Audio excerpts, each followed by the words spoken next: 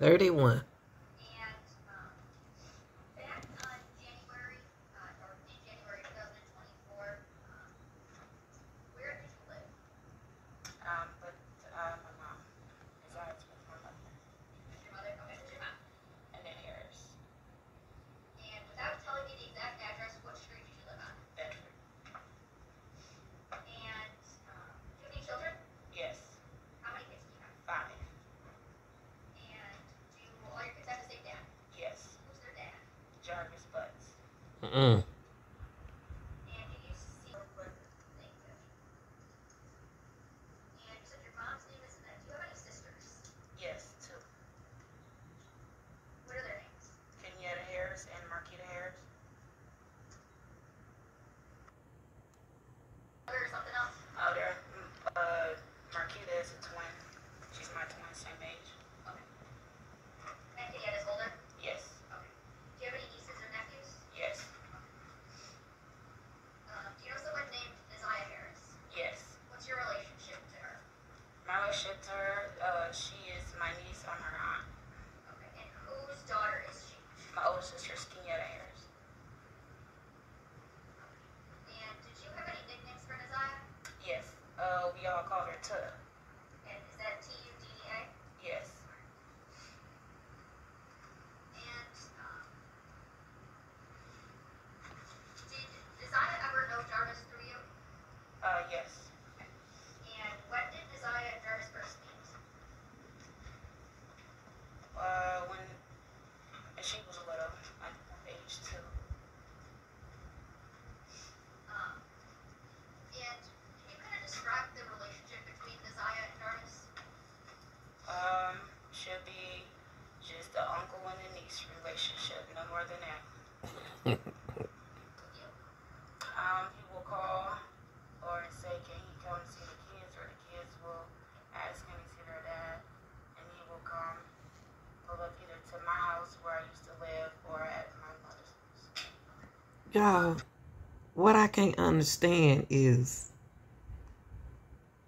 they didn't have nothing to do with Naziah mama.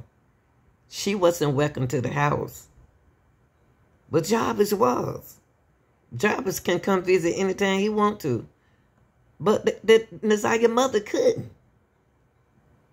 That's weird. From that, we had prosecution postulating that meant that there was some penetration, except there was no penetration mentioned. There was no penetration discussed. We know from case law, for a CSC warrant to happen, there has to be some form of penetration, even the slightest.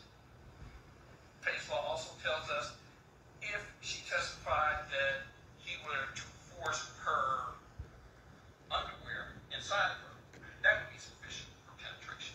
Yeah, we don't have any of that. We never had conversation, we never have any testimony about her panties being outside.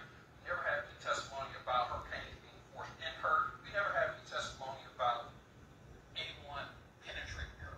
Now, that is, given the fact that she was 4 years old at the time this happened, granted, but at the time of the hearing, she was 13. Surely she can testify. I believe she was asked on direct that she remembered the events, and she said she remembered. None of that was testified. Any sort of intrusion, however slight. And we use the term genital opening rather than vagina, so that penetration of that labia majora is sufficient to establish penetration or homosexual conduct in the first degree.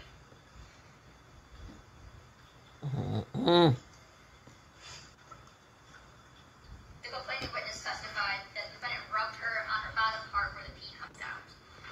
When we think about basic anatomy, we know that pee or urine for women comes through the urethral opening. There's a lot of, biological anatomy down there, but we know that the urethral opening is an internal structure that. Starting on page 15. And it notes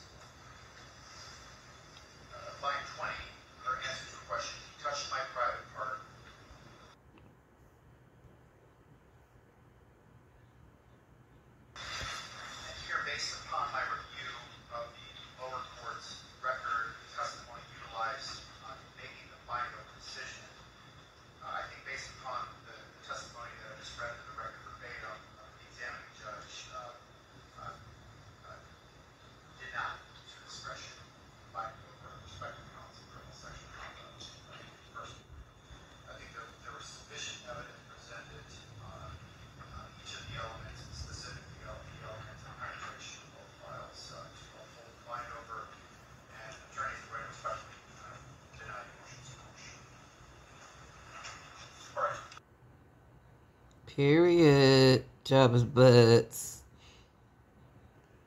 This coat. What y'all do with that girl coat? I'm just curious. Where is Nazaria Harris' coat? We got a black jacket, but we didn't get the coat back.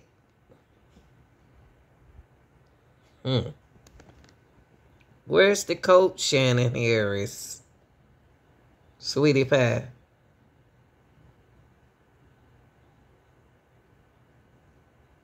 Where's this coat? She had it on the bus. She had it on at Jobs Butt Shop.